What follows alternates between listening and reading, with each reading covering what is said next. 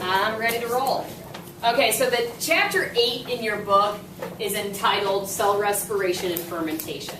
Chapter 9 in your book is entitled Photosynthesis. So I thought it actually might be a good idea to look at the big picture today, because the chapter goes into quite a lot of detail about this actual process, the details of these processes and this process. And I notice in the past years, it just becomes too tangled in your mind when you start thinking about details. So I think it's almost more important to get an idea of the main idea, because people always confuse these. Remember how I just got done saying that all living organisms, all cells, like I said, I don't care if you're a piece of bacteria, I don't care if you're a paramecium floating around in pond water, I don't care if you're a fungus, I don't care if you're an animal, I don't care if you're a plant, I don't care what you are. You're made of cells, at least one of them. Every one of those cells needs to find a way to make something called ATP. Okay, I just got done telling you you have to make energy. Well, when it comes to a cell, that is the energy it needs. Remember last year we talked about solar energy and wind energy and mechanical energy and all these other forms of energy. Well, when it comes to the kind of energy that a cell actually will use, that's it right there. Okay, you've seen this before. Let me refresh your memory. I think I had you draw this little structure of an ATP molecule earlier in the year when we were talking about macromolecules. Okay, so this would kind of be the structure for ATP. So ATP is a molecule. It's an actual molecule. Okay, you have 3 phosphates. You have a little sugar here and a little nitrogen base here. Okay, anyway. So ATP is a molecule, but when it comes to what a cell actually needs to get work done, that's it. That's it. It really, really needs a lot of that.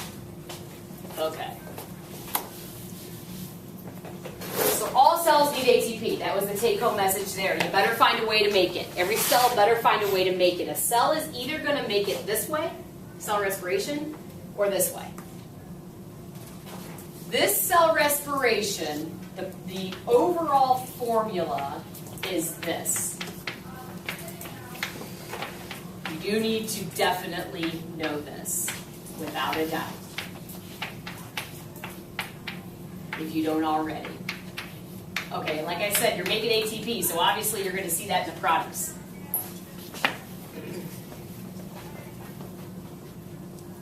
Okay. C6H12O6, what is that? That's sugar. O2, what is that? Oxygen.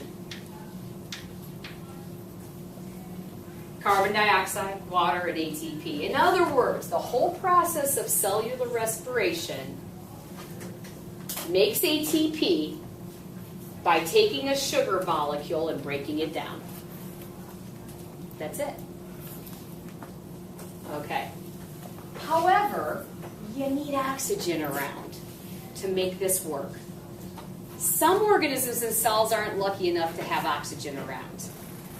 They have to find a different way. That's what this is.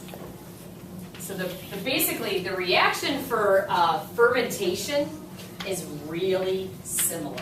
Check this out. C6H12O6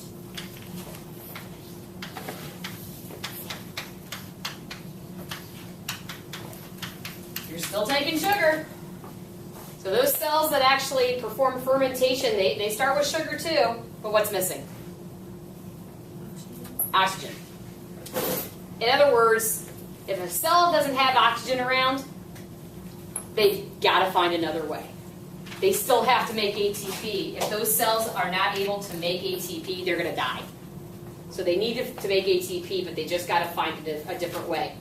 Let me give you an example. Well, no. Even certain cells in the human body undergo fermentation from time to time. What am I thinking of? Anybody know? Not right now, that's for sure, I can tell, but after school, a lot of you guys are in sports. Excited. You go out for a run. Okay. what's going to happen is by the time, I don't know, what time does practice get out? 6 o'clock or so for you guys? 5 o'clock, 6 o'clock, whatever. By the time that, maybe an hour into practice, after you've run a mile or 3 miles or 10 miles, depending, whatever, some of those cells in your body are not going to have a whole lot of this around. Why? Because you're not going to be able to breathe fast enough to send oxygen to all those cells. Muscle cells. Okay, so what's going to happen? Think about your poor muscle cells. Your muscle cells are going to go do this in order to make energy, ATP. But if oxygen's not around because you literally can't breathe fast enough to bring oxygen in, it's going to find another way. Fermentation. Okay, so we'll talk about both of these processes in a little more detail in this chapter. But kind of understand for now the main idea. All cells need to make energy. All cells need to make something called ATP. Okay. Don't confuse that with this. Even though it looks very much the same.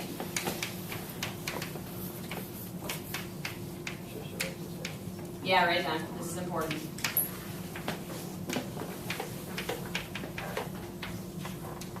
Okay. Again, you'll have to know this reaction. You start off with CO2, carbon dioxide, add a little water, and a little bit of the sun's energy, and you're making sugar and you're making oxygen. Now look closely, guys. It looks a lot like what I just drew on the other side of the equation, or on the other side of the board. It's just flip-flopped. Remember over here, I started with sugar and oxygen, and I made CO2, water, and ATP. But over here, now I'm starting with CO2 and water, and I'm making sugar. So here's what confuses people. The whole point of photosynthesis is not to make ATP. The whole point of photosynthesis is to make sugar. Yeah, and they poop out some oxygen too, but that's like more of a byproduct. Isn't that crazy? Okay, so even though these reactions look really very similar, please understand they actually have different points to them. Also, they take place in different organelles. Remember, when we're learning about the organelle, and cellular respiration takes place in the mitochondria. Remember, the mitochondria is the powerhouse of the cell. Well, it's the powerhouse because that's the place where this ATP is going to be made. Photosynthesis takes place in something we don't have in our cells, chloroplasts. That's a huge difference between the two, too. Also, one more thing, and this is what gets everybody. This is like the most missed question on a test, or a most missed concept. Remember I got done saying every living organism's cells have to do one of these. Not all cells are lucky enough to be able to do this. Plants, okay, some algae. But every cell needs to do this. Okay, so this is what makes plants so awesome. Not only because plants are able to make sugar and oxygen, plants take that sugar and oxygen that they just made inside themselves, they take that sugar and oxygen, and they use that to create ATP for their own cells. Plants that's why they don't need to eat. They don't need to eat because they're already synthesizing and making the food and the oxygen they're going to need to do that process over there. Now we, on the other hand, we're not so lucky. We have to eat, we have to breathe to be able to do this process. Okay, so that's kind of this is the overall picture. One more thing I want to say, and then I'll kind of move on. I want to show you kind of a little video, short one. Check it out, sugar. That's one big molecule. That's a lot of C's, a lot of H's, and a lot of O's, and a lot of O's. You're taking a big molecule in cellular respiration, and with the help of oxygen, you're ripping it apart and making some smaller molecules.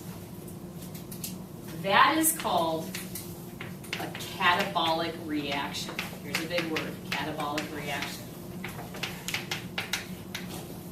In other words, you're breaking something down. You're breaking down. You're breaking down a molecule. You're taking a big sugar molecule and breaking it down into a simpler substance. Over here, it's just the opposite. You're taking two simple molecules and you're basically making a bigger molecule. It's not catabolic anymore. It's something called, it's called an anabolic reaction because you're taking a couple of smaller molecules and you're making a big molecule. Anabolic reaction. Anabolic reactions build up. Okay. Let me ask you this, if you can understand that. Digestion. You guys ate lunch a couple hours ago. Digestion. Would digestion be a catabolic reaction or an anabolic reaction? Catabolic reaction. So digestion is another example of a catabolic reaction.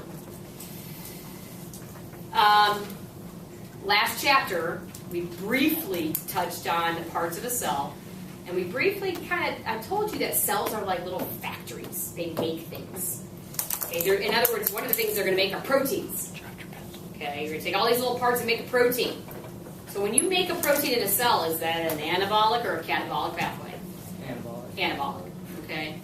So living organisms, inside of them, there's a ton of reactions going on. Some of those are antibiotics, some of those are catabolic. All right. Moving along.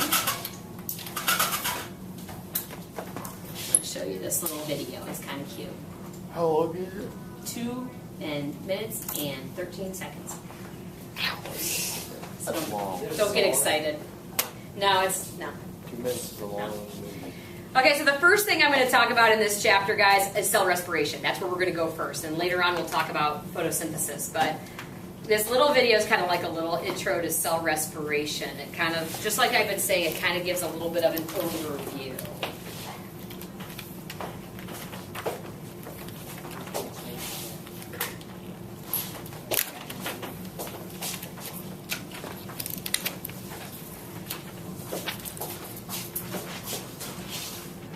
The big picture. That's a buffalo.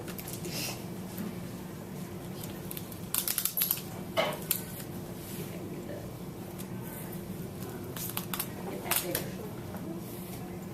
Look on it. Oh well, it doesn't matter. Everyday activities require energy. Humans, like all living organisms, need to fuel their actions, similar to the way a car requires fuel to run. To fuel all this physical work, our bodies break down food molecules and extract their energy. We rely on this process, called cellular respiration, to run smoothly so that we'll have the energy needed to exert ourselves, or just relax.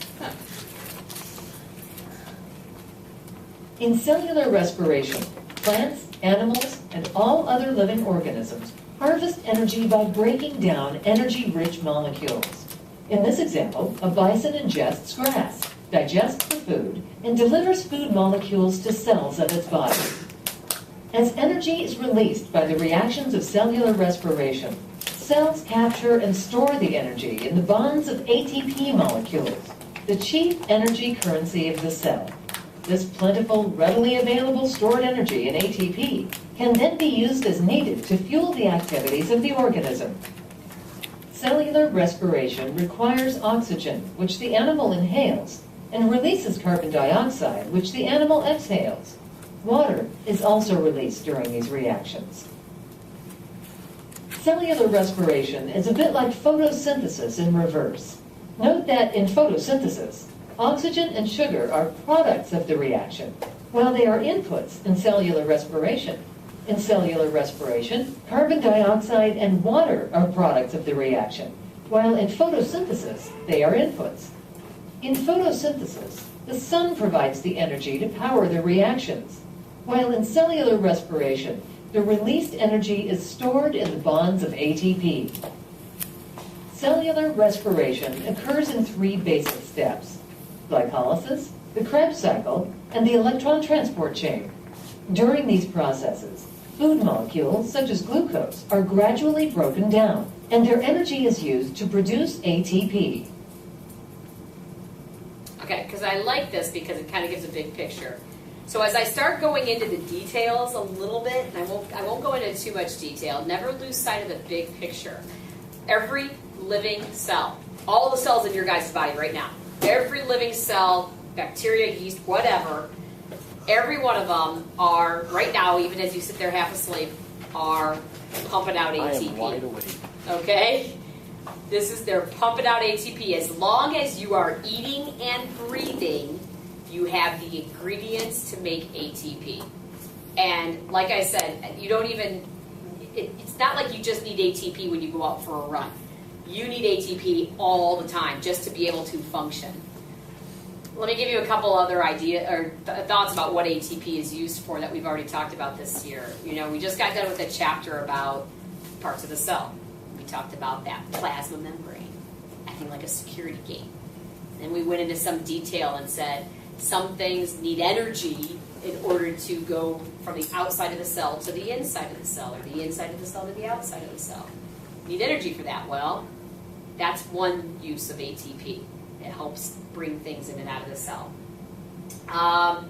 Your cells are going to have to divide every so often. You know, make more of them. Especially skin cells. We know we go through a ton of skin cells. We need to make more all the time. Well, that takes a lot of energy to do that.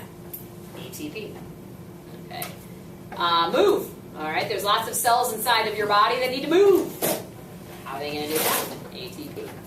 Okay. So as I go into some of these details of cellular respiration, understand that basically the whole point of it is to make ATP.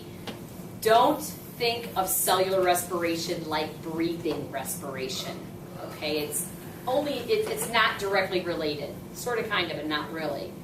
When I say cellular respiration, just think of basically making ATP. That's really important here. Okay. So let's give you what else did I want to show you? I think I had one more picture in here I wanted for you guys to see. I thought this was kind of cool.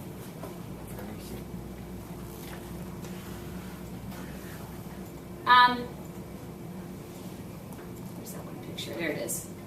This is a paramecium. I guess I wanted to show you another picture of a living organism. This is a one-celled protist called paramecium. Didn't I have a question on this on your test about paramecium? Yeah. I mean, okay. I figured I'd show you a picture of a real one. The question on the test, if I remember, is I told you that a paramecium lives in a hypotonic environment. And it basically says, well, what does that mean and whatever. Paramecium are one-celled organisms. They basically are constantly going to have water in them. That little thing right there is that contractile vacuole I was talking about. That is like a little pump pumping that water out. Okay? The reason I'm showing you this is, even though this paramecium is one cell big, you better have some ATP available to make that thing work. Okay? Even one-celled organisms need ATP. Every cell in our body, if it's going to be alive, has to have ATP. So, again, it's very, very universal. I thought that was kind of a cool picture. Alrighty. I have one page of notes. Whoa. It's not that bad.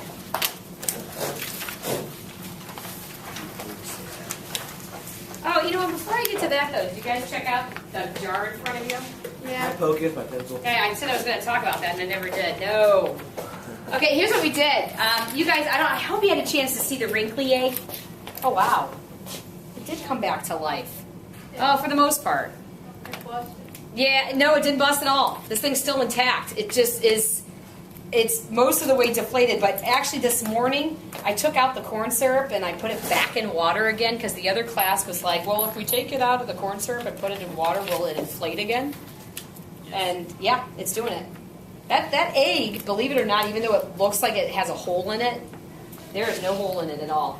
It's actually, now it's starting to get filled with water because now water is actually entering the egg again. Cool. Okay. All right.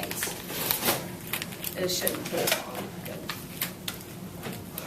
That's where we're at, chapter 8.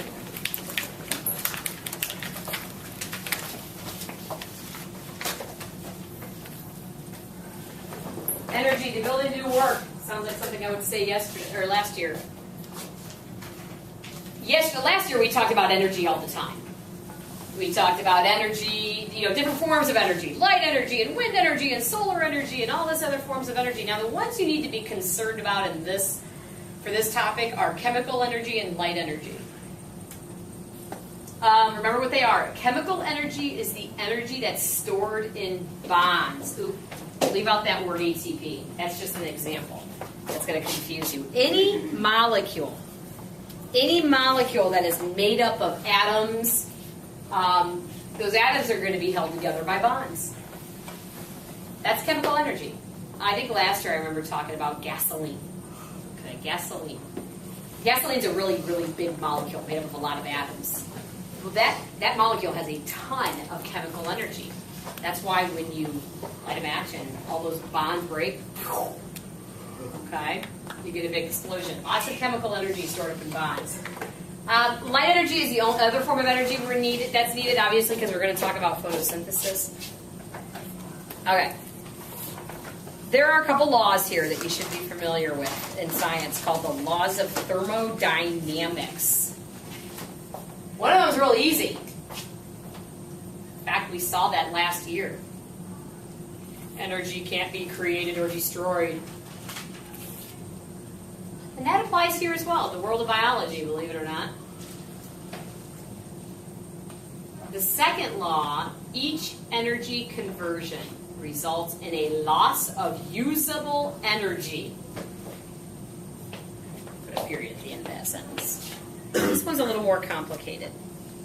Each energy conversion results in a loss of usable energy. And then there's this word entropy to go along with it, which is the fancy word for disorder. Okay, here's what's going on. In living organisms, you're going to have a lot of energy transformations, and I drew one down here. Light energy is going to be converted into chemical energy. That's the process of photosynthesis, by the way. You start off with the energy from the sun, and remember what photosynthesis does. It makes sugar. Well, sugar is a huge molecule. That's a form of chemical energy. All this law is saying is when that light energy is changed into chemical energy, it's not 100% efficient. You're going to have some loss due to heat, that loss of heat, or that's going to leave as heat. In other words, the reaction is not efficient. And that's why they use the word entropy. They say that when you have a chemical reaction involving energy, basically the amount of disorder will increase. This heat is actually a form of entropy. It's not usable. Heat isn't usable. No, I guess you're right. It is useful to some degree, but not in terms of a chemical reaction. It does warm you up, but it does nothing if you want it for a chemical reaction. Okay, chemical energy. That sugar is going to get eaten by some cow or something else. All right, and that chemical energy, that sugar that cow just ate, is going to be transformed into maybe other forms of energy, like kinetic energy, to help it move.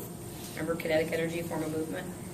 However, not entirely efficient. Some's going to get lost as heat. Okay, and that's good for the cow, because cows need to stay warm. Okay. Again, all this second law is saying, the first law is easy, but all the second law is saying is, you know what? You've got a lot of energy conversions going on in living organisms. They're not 100% efficient. You're going to get some loss of heat, which, to be honest, is not a usable form of energy in the world of chemical reactions. Okay. And finally, let's talk about organisms for a minute. Remember, organisms are anything living, any living cell, anything. Like I got telling you, every organism needs to find a way to make energy. Depending on what you are, you can do it one of a couple of ways. Organisms can be divided into two categories, autotrophs and heterotrophs. The difference is that autotrophs make their own food. We don't do that. How do they make their own food? They can do it one of two ways. A lot of them use photosynthesis to make their own food. But think about it, guys. There are a lot of organisms out there that live where the sun is not around. If you took a trip to the ocean floor,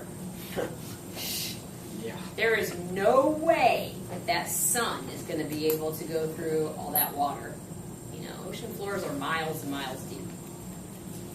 Well, there's definitely organisms living down there. Okay, but instead of using the sun for energy, they actually kind of use some of the chemicals that are around them to do the same thing. Isn't that crazy? Weird thing is, both photosynthesis and chemosynthesis make sugar. They just do it different ways. Plants, okay, bacteria, protists, some protists are all autotrophs.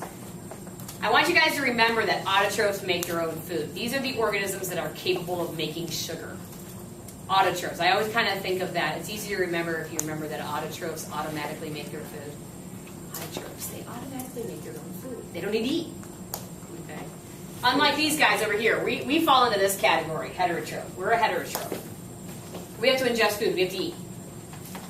Okay. So all those cells in the animal kingdom, a lot of protists, fungi. Please understand, fungus like mushrooms, they do not perform photosynthesis. They need to eat. They ingest like decayed wood and stuff like that. So they eat, believe it or not, to get the energy that they need. All right, questions, people? I think that's where I stopped with the other class. So. All right, more to come. Yay.